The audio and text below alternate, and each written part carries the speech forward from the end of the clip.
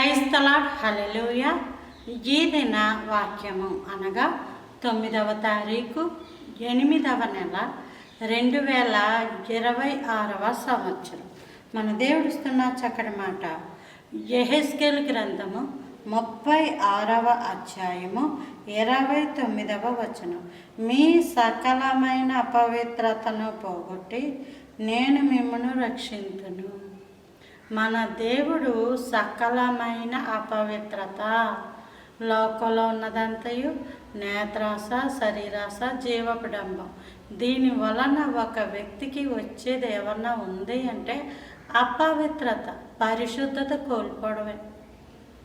ఏదైనా తోటలో ఆదాము మాట్లాడక ముందు అవ్వమ్మ చాలా పరిశుద్ధంగా ఉంది.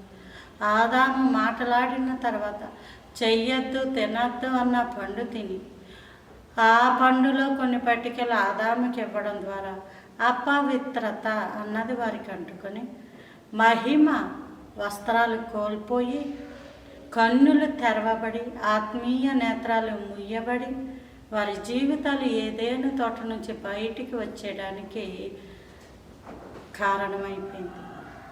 ఈరోజు ఏదైనా తోట అంటే దేవుని యొక్క పరిశుద్ధత, సన్నిధి, సహవాసము, ఆయన పిలుపు, ఆయన ప్రణాళిక, ఆయన మాట్లాడే జీవితము, ఆయన మాట్లాడి ఆయన సహవాసం చేసే జీవితం నుంచి మనుషులు ఎందుకు బయటే ఉండిపోతున్నారు, మనుషులు ఎందుకు బయటికి వెళ్ళగొట్టబడుతున్నారు అంటే అపవిత్రత. పవిత్రత ఉంటే లోన్ ఉంటారు, అపవిత్రత ఉంటే బయట ఉంటారు. అయితే దేవుడు ఏమంటున్నాడంటే మీ సకలమైన అపవిత్రతను పోగొట్టి నేను మిమ్మల్ని రక్షించును.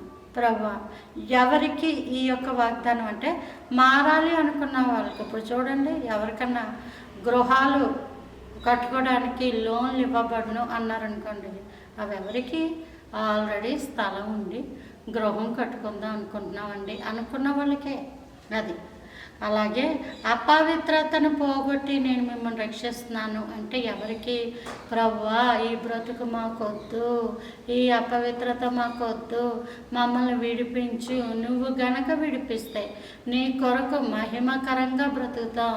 ప్రభువా, ఈ బ్రతుకుల నుంచి మమ్మల్ని విడిపించు అని వాళ్ళంతటా వాళ్ళు బయటికి రాలేక దేవుని వైపు చేతులెత్తి ప్రార్థిస్తారో దేవుడు వాళ్ళ యొక్క జీవితాలను ఆశీర్వాదంగా మారుస్తాడు. రాహాబు అనే స్త్రీ యెహోషువ గ్రంథంలో ఇశ్రాయేలీయులను తన ఇంటిలో దాచిపెట్టినప్పుడు నిశ్చయముగా ఇశ్రాయేలీలు ఈ దేశానికి వస్తారని, మమ్మల్ని విడిపిస్తారని నాకు తెలుసు, కాబట్టి నన్ను రక్షించండి, కుటుంబాలను రక్షించండి అన్నప్పుడు వాళ్ళు ఒక శుభకరమైన ఆనవాళ్ళు ఇచ్చి వెళ్ళిపోయారు.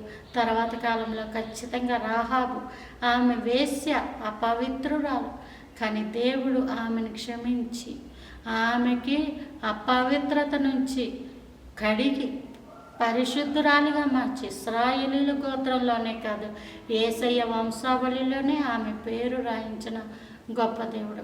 పాపములో ఉంటూ ఇష్టపడుతూ నన్ను క్షమించు, నన్ను బయటికి తీసుకురా అంటే దేవుడు అలా చేయడు. పాపాన్ని అసహించుకుంటూ నిజంగా వచ్చేద్దామని ఉంది అని ఆ దేవుని దగ్గర అడిగినప్పుడు దేవుడు ఖచ్చితంగా దానికి తగిన అవకాశాలు, అనుకూలతలు ఏర్పరచును కాక. Praise the Lord. ఆమేన్.